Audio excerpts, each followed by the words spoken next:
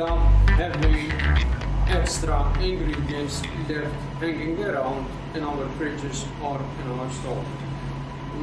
The purpose of this exercise here is to show others how to maximize the use of these particular ingredients.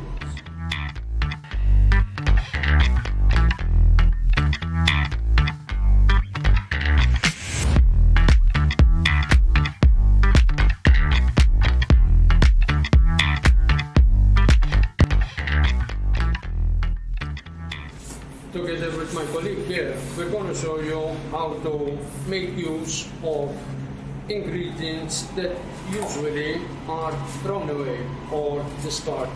Okay? And for example, here we have some potato skins, which are raw, obviously, and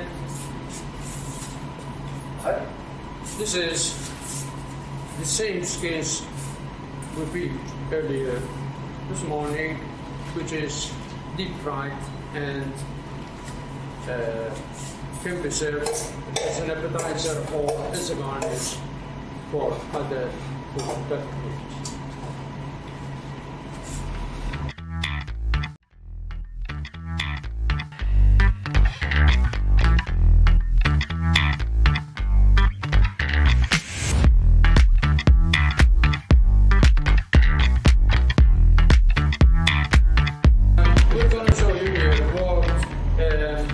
Left over from yesterday meal. This was raised buckwheat, which was used for yesterday meal, okay? And some of the leftover lamb shoulder, together with some vegetables which were converted into a stir fried, okay? We're gonna put together a dish which is going to be used for today's lunch.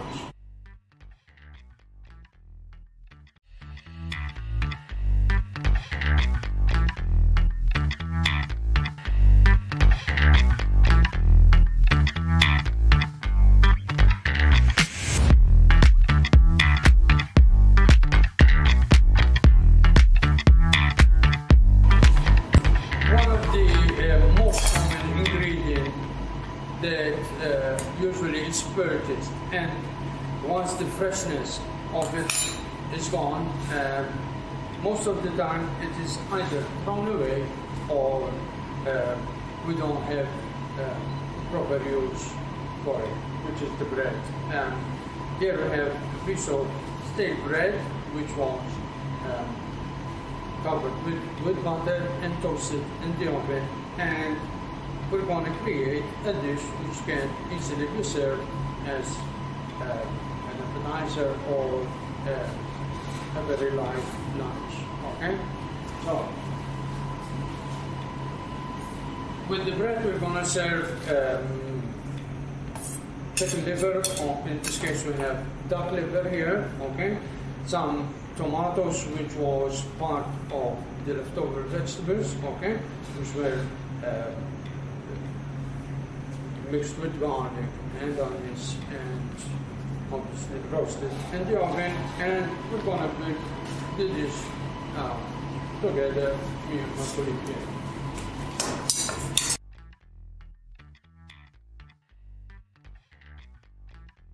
As you can see here, it is a very Mediterranean dish, sort of, okay? Which you have bread, chicken whole, in this case we have duck liver, some vegetables and an egg, which makes a very, very filling meal to be served for lunch.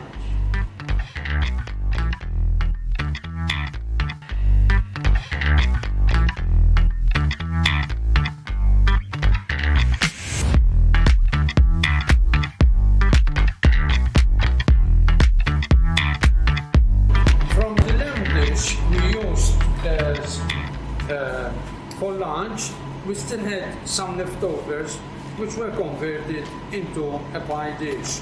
Here, as you can see, we had the turnip which was roasted in the oven, okay? The lamb which was minced with other leftover vegetables, okay, and potatoes here was meat mash, okay, and together you have a very filling dish, really.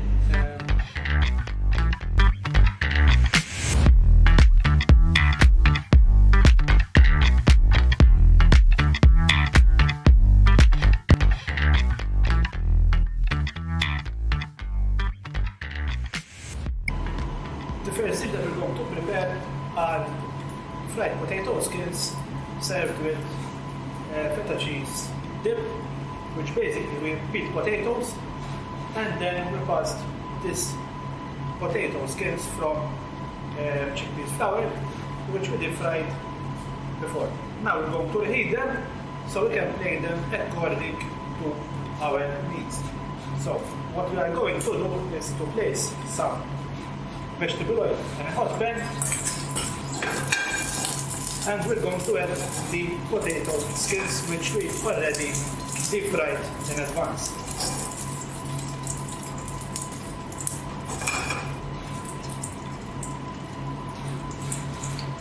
They will take a few seconds and we can plate according to our dish that we are going to produce.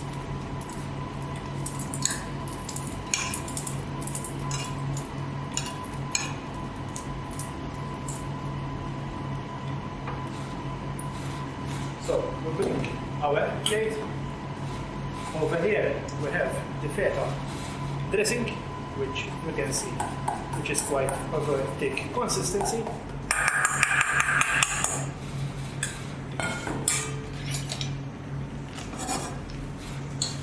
And we're going to start plating our dish.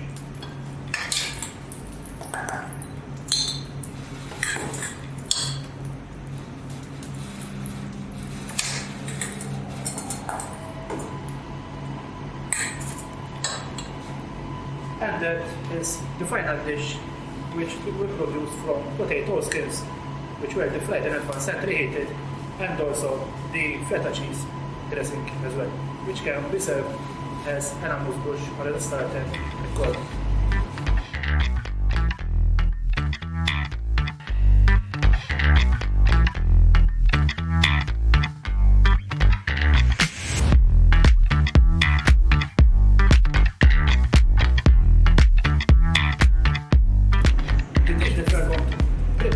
Now is by using of potatoes, which previously we prepared the skins for the other dish, and now we're going to use the potatoes as filling for many raviolis. So basically we're going to put some oil in a pan, and we're going to reheat the ravioli, which we lightly pan fried in butter in advance. So preheat according to our portion size, and such ravioli we're going to accompany them with tomato sauce, which is basically prepared with ripened tomatoes, which we usually throw them away or use them or get rid of them in the organic waste, and also some bacon rashers, which we used also as part of the sauce, flavored with onions and also garlic. And we can garnish with some also fresh tomatoes.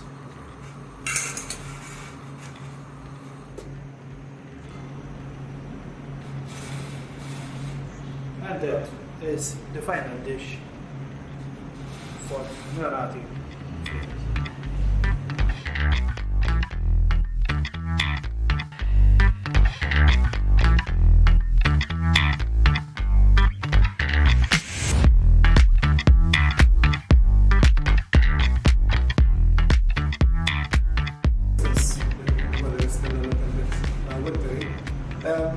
I decided to produce a soup with the basic ingredients of vegetables which I had left over, okay? Which basically consists of onions, fennel, and also parsnips.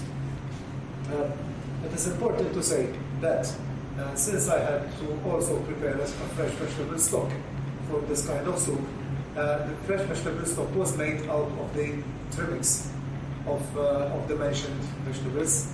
So practically what I did was that the onion skins, the parsnip skins, and also the top parts of the fennel were prepared separately as a vegetable stock. Okay. So to produce the soup, what I used was a little bit of butter, in which I sweated the onions, the parsnips, and the fennel. Okay, then they became very soft. All right. Then added the actual vegetable stock out of the same ingredients trimmings. Right. Left it cook for approximately 45 to 50 minutes. Separate on low heat, and then actually there I pureed the soup, and this is the result, which I'm going to plate now. Now, since as garnish, I've decided to do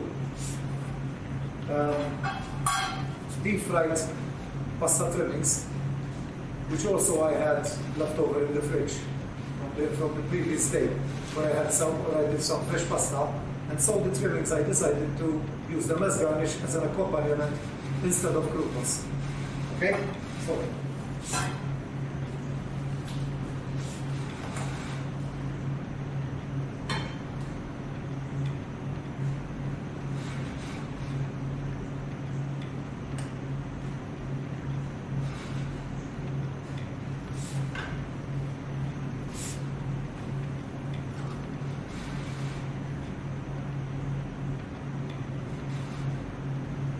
Also as a garnish on top, all right, I have decided to use the fennel pods of the actual fennel which were used in the production of the soup.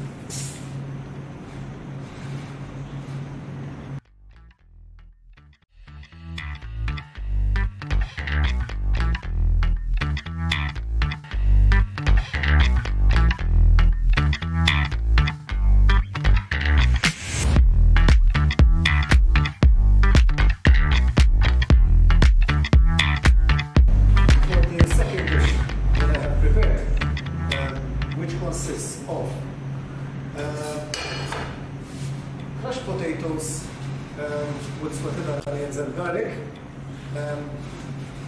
Then I'm going to prepare fennel and bacon, baked fennel and bacon, and glazed carrots. On the other hand, as the main protein, I have steamed ox tongue, okay, which I had cooked the day before yesterday. And obviously as well, the carrots, the potatoes, okay, were boiled potatoes from the same day when I prepared the steamed ox tongue. Now, the first thing that I'm going to do is I'm going to heat up some vegetable stock, okay, which I had left over, all right, from the previous soup that I had presented. Now I'm going to heat it up. Why am I going to heat it up? Because obviously the boiled potato by now has gotten dry. And so what I did was I salted some onions and garlic, okay, included them with the crushed potatoes, and now I'm going to heat them.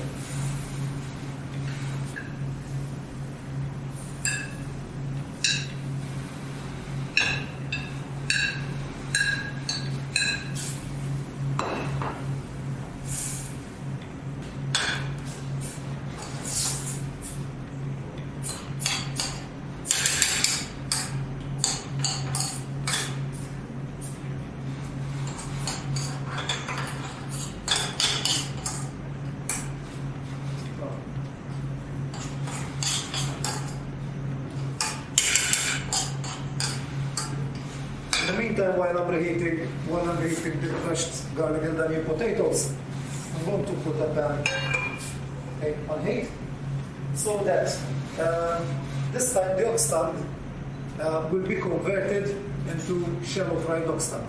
Okay, shallow fry. The oxtails will be passed through seasoned chickpea flour. Okay. And it is very important to mention that although food regeneration is very important, it doesn't have to be boring. So what I mean is that the first method of cooking was steaming. Now we are using the same product but with a different method of cooking. Okay.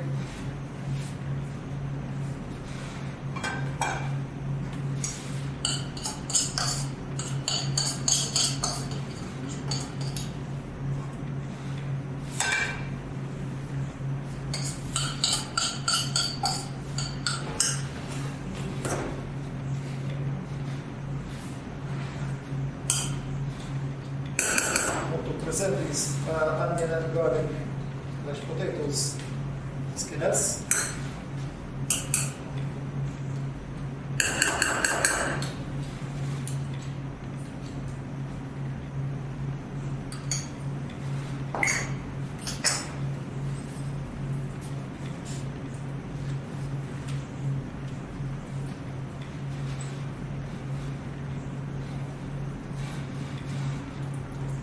Obviously, to explain again, what I'm doing is now that I'm giving the steamed oxtail a different texture of cooking. Okay, so this time they're going to be shallow fried.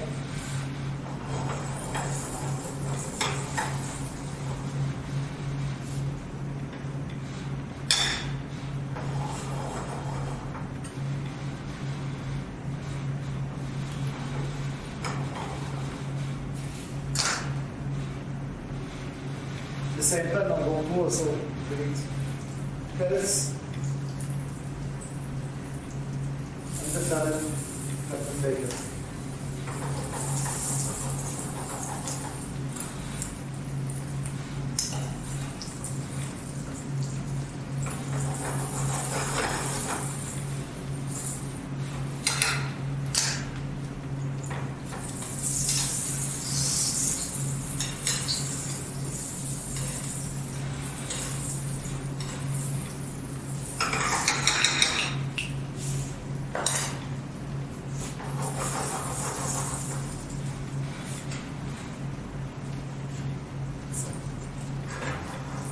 On the other hand, as an accompaniment sauce to this dish, I'm going to serve a jus, okay, which is built up by stock which I made out of the oxtail trimmings.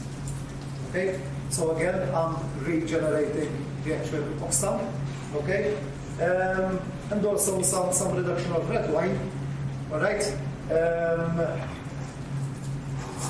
Cook together, simmer together, all right, and reduce.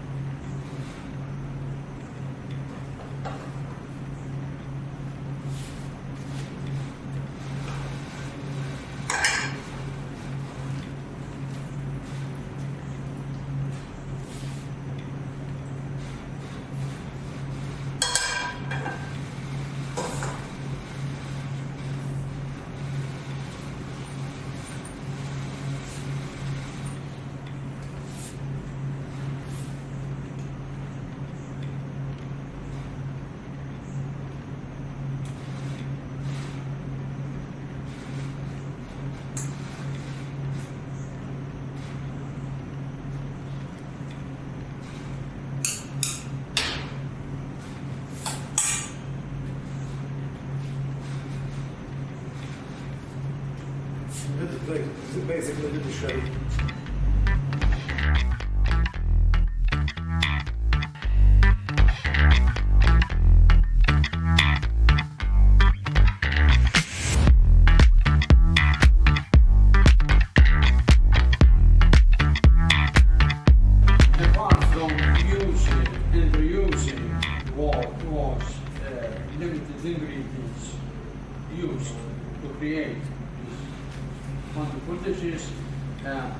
still left with unedible waste.